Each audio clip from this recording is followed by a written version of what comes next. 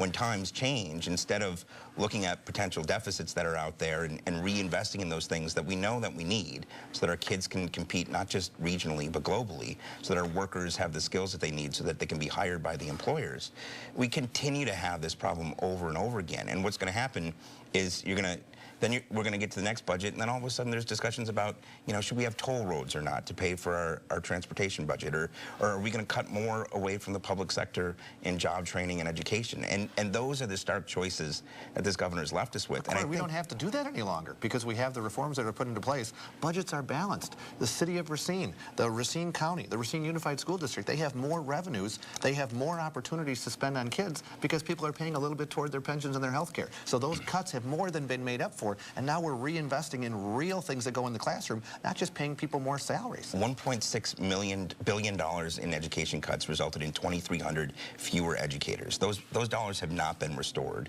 Those educators have not been rehired.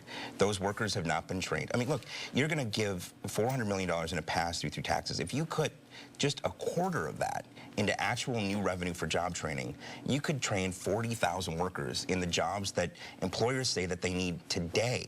And again, the problem is the focus.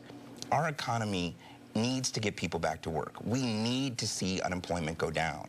And instead of really focusing on unemployment the way the governor said he would, what we hear is more discussion about taxes that are going to favor the rich. But we all know unemployment in Wisconsin is actually down. We're at the lowest rate since 2008. We've set a record for exports. We have more businesses being created. We're already well beyond Governor Walker's goal. I mean, look, if when I took office we were 11th in jobs and I was at 37th, I would be doing everything that I could to get us. So you're saying the final year of the Doyle administration, the state was 11th job, coming out of the Great Recession. 175,000 jobs were lost. Right, in the midst of the Great Recession. And still, our ranking has gone from 11th to 37th. Right. I was at the Racine Rotary Club today. You know what most people talked about? The fact that an unbelievable number of people who apply for that first job fail the drug test.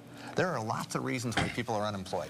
Worker training is a big chunk of it, but we want to make sure that people are ready to work, and that's why we're investing in it. But the most important thing is making sure people have more money in their pockets so they can choose to spend it like they want, not giving it to Madison hoping that we'll spend it better. Very briefly, you groaned when he said that.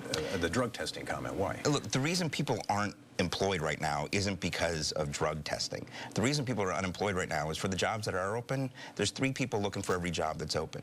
And then on the other side, we've got a supply problem of a lack of skilled workers, with employers saying we could hire tens of thousands of people today if we had the skilled workers. So for this governor, who cut nearly $80 million in job training from the technical colleges, it was a cut. And so there's that many fewer resources going to the technical colleges. We have 40,000 workers or jobs that don't have skilled workers for those jobs. I would make that the #1 focus. I wouldn't want to be 37th in the country in the jobs. And you've got a golden opportunity to do something about it with the resources that are there, and you're passing it by again.